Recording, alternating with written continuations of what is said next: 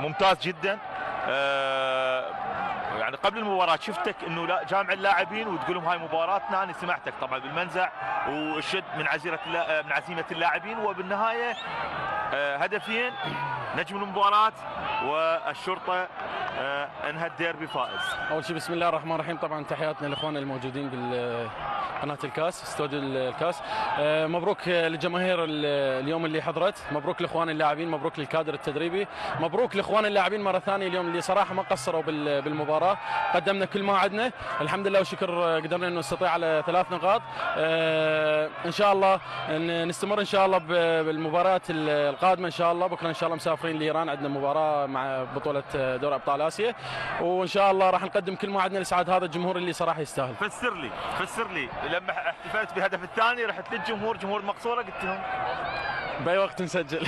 باي وقت نسجل ان شاء الله باي وقت ان شاء الله. شكرا ميمي.